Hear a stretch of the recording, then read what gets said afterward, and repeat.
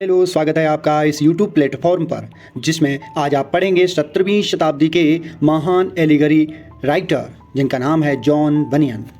John बनियन अंग्रेज ईसाई लेखक एवं धर्मोपदेशक थे। उनकी द पिलग्रिम्स प्रोग्रेस नामक एक राइटिंग संभवतः सर्वाधिक प्रसिद्ध प्रकाशित क्रिश्चियन एलिगरी है। इसके अलावा उन्होंने लगभग 600 और पुस्तकें लिखी थी। जॉन बनियन का जीवन एक ऐसे विनम्र एवं कृत संकल्प व्यक्ति की कहानी है जिसने अपनी आत्मा के अधिवेशन का अनुसरण किया, परंतु कठोर संसार में जहां व्यवहारवाद एवं विधान धार्मिक जीवन पर आचार का निर्धारण करते हैं, यातनाएं बहुत झेली हैं उन्होंने अपने जीवन में। व्यवसाय से कठोर, एक ठठेर तथा एक पीतल के व्यवसायी के रूप में बनियन का जन्म बेडफोर्ड के निकट एलेस्ट्रो में हुआ था। उन्हें गांव के विद्यालय में थोड़ी शिक्षा मिली तथा 16 वर्ष की अल्पावस्था में इंग्लैंड में राजपक्ष तथा संसदीय पक्ष के बीच होने वाले गृह युद्ध में भाग लेना पड़ा। वह संसदीय दल में सम्मिलित हुए तथा 3 वर्ष तक न्यूपोर्ट पैग्रॉल में सेवारत रहे। बेडफोर्ड में वह एक स्थानीय नॉन कन्फर्मिस्ट दल विरोधी दल में सम्मिलित हुए तथा आजीवन एक विरोधी तथा निर्भय धर्मोपदेशक रहे हैं। संसद के विभिन्न अधिनियम, अनुज्ञप्ति तथा प्रचलित धर्म के उपदेशों तथा सिद्धांतों ने समरूपता के बिना धर्मोपदेश का निषेध करते रहे, दूर रहे हमेशा। बनियन ने इन दोनों निषेधाज्ञाओं का उल्लंघन तो किया तथा साथ ही उन्हें बेडफोर्ड में 12 वर्ष के लिए, एक 12 वर्ष बहुत बड़ी ईयर होता है, बहुत ज़्यादा होते हैं वर्ष, 12 वर्ष की दीर्घ कारावास का दंड उन्हें मिला। फिर उसके बाद क्षमादान द्वारा उन्हें मुक्त कर दिया गया। फिर उन्होंने धर्मोपदेश की अनुज्ञप्ति मिली और इसके बाद वह बेडफोर्ड के गिरजाघर में एक फादर के रूप में बन गए थे। शासन में परिवर्तन एक बार फिर पुनः आया तो उनके पुनः अपने धार्मिक विचारों के लिए फिर से एक बार बंदी बनाए गए। टोटल मिलाकर ये 2 बार इन्हें जेल भेजा गया था, बंदी किए गए तथा साथ 6 माह के लिए कारावास हो गए थे। पहले 12 वर्ष के लिए कारावास मिला था, फिर उसके बाद 6 माह के लिए कारावास मिला। बेडफोर्ड बंदीगृह में ही उन्होंने अपने महान ग्रंथ पिलग्रिम्स प्रोग्रेस, जिसके लिए इन्हें विख्याति मिली थी, का प्रथम भाग लिखा था, जो मुक्ति के अन्वेषक ईसाई के एक अनुयायी की कहानी है। परीक्षा, यातना तथा पिलग्रिम्स प्रोग्रेस के अतिरिक्त अन्य पुस्तकों के महत्वपूर्ण लेख लिखते रहे। आइए चलते हैं इनके कुछ इंपॉर्टेंट फैक्ट्स और पॉइंट्स जो आपके एग्जाम के लिए हेल्पफुल साबित होंगे।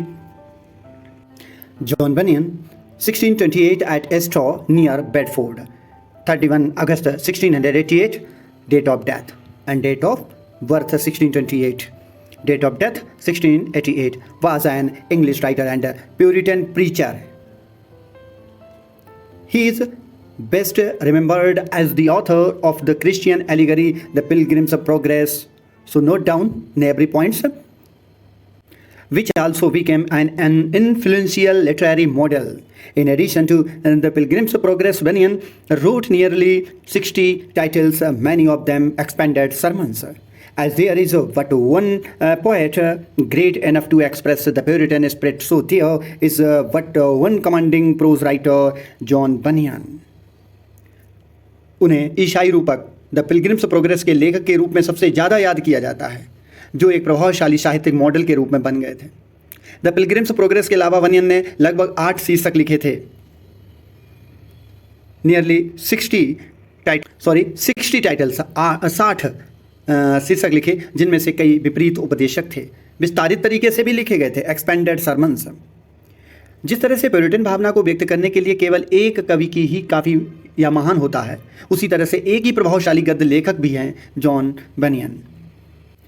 Bunyan was a poor, uneducated thinker. From the Renaissance, he inherited nothing, but from the Reformation, he received an excess of that spiritual independence which had caused the Puritan struggle for liberty. पुनर्जागरण, Renaissance से उन्हें कुछ भी विरासत में नहीं मिला, लेकिन रिफॉर्मेशन से उन्हें आध्यात्मिक स्वतंत्रता की अधिकता भी मिली, जिसने प्यूरिटन को स्वतंत्रता के लिए संघर्ष करने के लिए प्रेरित किया था। Bunyan is an extraordinary figure. We must study him as well as his books. Bunyan's life is an epitome of that astonishing religious individualism and marked the close of the English Reformation. Bunyan एक असाधारण व्यक्ति हैं, extraordinary हैं। उन्हें उनका और साथ भी उनकी पुस्तकों का अध्ययन करना चाहिए। बनियन का जीवन उस आश्चर्यजनक धार्मिक व्यक्तित्ववाद का प्रतीक है जिसने अंग्रेजी सुधार के अंत को चिन्हित किया था। Next point, when he was 16 years old, his father married the second time, whereupon Bunyan ran away and became a soldier in the parliamentary army. Visions of hell and the demons swarmed in his brain. He would groan aloud in his remorse, and even years afterwards he bemoans the sins of his early life. With Bunyan's marriage to a good woman, the real reformation in his life began. While still in his teens, he married a girl as poor as himself. Bunyan read the old threadbare books, The Plain Man's Pathway to Heaven first, and second, The Practice of Piety, which instantly gave fire to his imagination. कहते हैं कि बनियन ने 2 पुरानी घिसी पिटी किताबें पढ़ी, the plain man's pathway to heaven, और एक थी book the practice of piety, तो जिसने तुरंत उनकी कल्पना को और भी ज़्यादा प्रज्वलित कर दिया था। Instantly gave fire to his imagination. और बता दें, उन्होंने जितनी भी अभी अपनी एलिगरी लिखी सभी इमेजिन करते हुए लिखी, और पिलग्रिम्स प्रोग्रेस तो लिखी है तब जब इन्होंने एक स्वप्न देखा, तो स्वप्निल स्टोरी है, याद रखना है वो। He saw new visions and dreamed terrible new dreams of lost souls. His attendance at church grew exemplary. He began slowly and painfully to read the Bible for himself. It is a tribute to his power that after the return of Charles II, Bunyan was the first to be prohibited from holding public meetings. Concerning Bunyan's imprisonment in Bedford jail, which followed his refusal to obey the law prohibiting religious meeting without the authority of the established church, there is a difference of opinion. Bunyan was allowed to worship when and how he pleased. He was simply forbidden to hold public meetings, which frequently became fierce denunciation of the established church and government. कहते हैं Bedford jail में बनियन की कैद के बारे में जो स्थापित चर्च के अधिकार के बिना धार्मिक बैठकों को प्रतिबंधित करने वाले कानून का पालन करने से इनकार करने के बाद हुई थी। उन्होंने इनकार कर दिया, कानून नहीं पालन करेंगे, इस पर मतभेद हुआ। बनियन को जब और अधिक तरह से वह चाहे जैसे पूजा करें अनुमति मिल गई थी, उन्हें बस सार्वजनिक बैठकें आयोजन करने से मना किया गया था, जो अक्सर स्थापित चर्च और भयंकर सरकार की निंदा के लिए की जाती थी। He groaned aloud at the thought of his poor family, and especially at the thought of leaving his little blind daughter. वह अपने परिवार के बारे में सोचकर बहुत ही ज़्यादा दुखी होते थे, खासतौर पर अपनी छोटी अंधी बेटी को, वह अंधी थी, ब्लाइंड थी, छोड़ने के विचार से जोर से कराह उठते थे कि कैसे वह जेल में रहेंगे जा करके अपने घर परिवार जो गरीब है उसको छोड़ करके।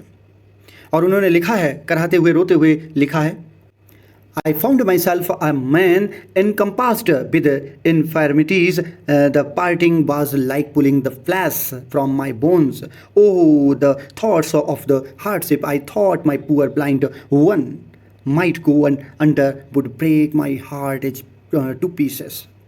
मैंने खुद को दुर्बलताओं से घिरा हुआ पाया, बिछड़ना मेरी हड्डियों से मांस को खींच लेने जैसा था। ओह, मेरे गरीब अंधे को जो मेरा बच्चा है को कष्ट झेलने पड़ेंगे, उनके विचार में मेरा सोचकर मेरा दिल टूट रहा है, मेरा हृदय टूट रहा है, pieces, heart to pieces. Next point, the world's literature has 3 great allegories, Spenser's Faerie Queene, Dante's Divina Commedia and Bunyan's Pilgrim's Progress. दुनिया में, अंग्रेजी साहित्य की दुनिया में 3 बेहतरीन एलिगरीज हैं। पहली स्पेंसर की फेरी क्वीन, दूसरी दांते की डिवाइना कॉमेडिया, और तीसरी है बनियन की pilgrims progress.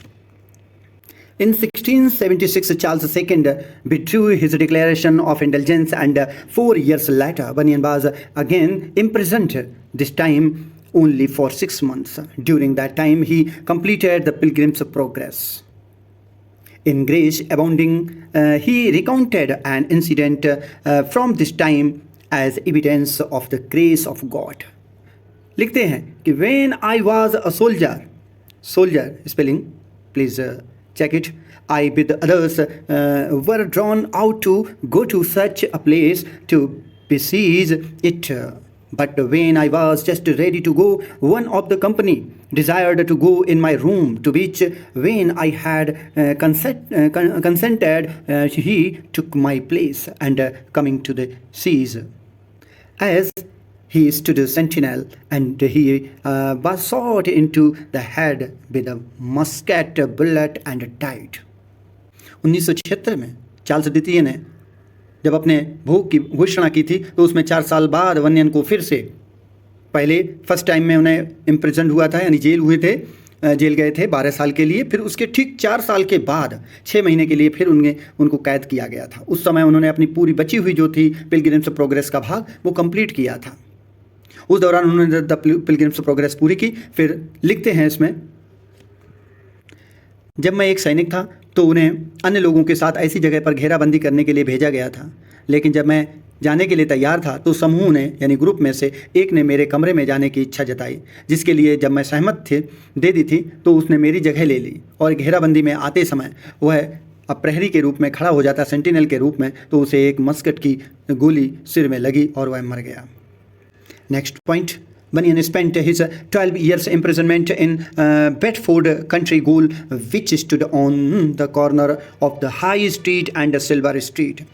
In prison, Bunyan had a copy of the Bible and of John Fox's book of murder, as well as writing materials.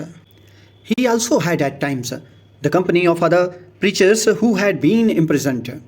It was in Bedford Gaol that he wrote Grace Abounding and started work on the Pilgrim's Progress, as well as penning several tracts that may have brought him a little money. His allegorical works were to follow. Allegorical works हैं इनके, The Life and Death of Mr. Badman, 1680. The Holy Bar, 1682. The Pilgrim's Progress, 1678. Grace Abounding to the Chief of Sinners, a spiritual autobiography, was published in 1666 when he was still in prison. In 1862, a recumbent status was created to adorn Bunyan's grave. It was restored in 1922.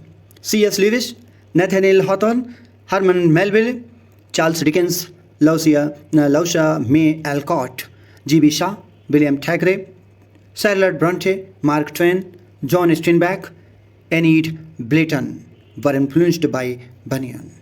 His notable quotes, some types of notable quotes, important quotes. My marks and scars I carry with me to be a witness for me that I have fought his battles, who will now be my rewarder. बोलते हैं कि मैं अपने निशान और घाव अपने साथ लेकर चलता हूँ, ताकि मेरे लिए यह गवाही हो कि मैंने उनके लिए लड़ाई लड़ी है और जो अब मुझे पुरस्कार देंगे। बहुत अच्छे कोटेशन है।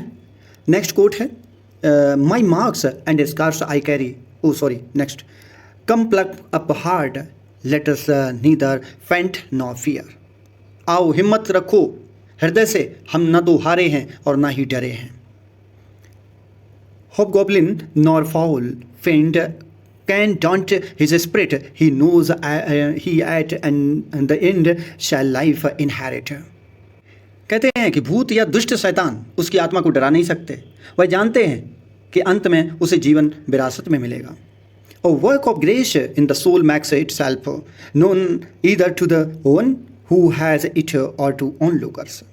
आत्मा में अनुग्रह का कार्य खुद को या तो उस व्यक्ति को या देखने वालों को ज्ञात कराता है जिसके पास यह है।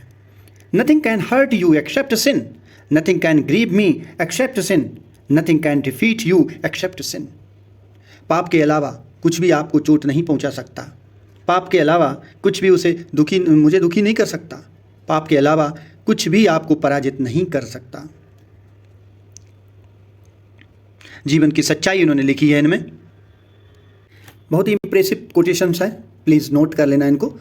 Though there is not always grace where there is the fear of hell, yet to be sure there is no grace where there is no fear of God. बोलते हैं, हालांकि जहां नर्क का डर है वहां हमेशा अनुग्रह नहीं होता, फिर भी यह सुनिश्चित करने के लिए जहां ईश्वर का भय नहीं है वहां कोई अनुग्रह नहीं है। ओहो, the remembrance of my great sins, of my great temptations, and of my great fears of perishing forever, they bring fresh into my mind the remembrance of my great help, my great support from heaven, and the great grace that God extended to such a wretched as I। कहते हैं कि ओ मेरे महान पापों की याद, मेरे महान प्रलोभनों की याद और हमेशा के लिए नष्ट हो जाने के लिए मेरे महान भय की याद, ये सब मेरे मन में मेरी महान मदद, स्वयं से मेरे महान समर्थन और भगवान द्वारा यानी गॉड द्वारा मुझ जैसे दुखी व्यक्ति को दिए गए महान अनुग्रह की याद को ताज़ा करते हैं। How do you like this video? Please comment, like, share and subscribe. इस वीडियो सीरीज में बने रहिए मेरे साथ। मिलते हैं। धन्यवाद।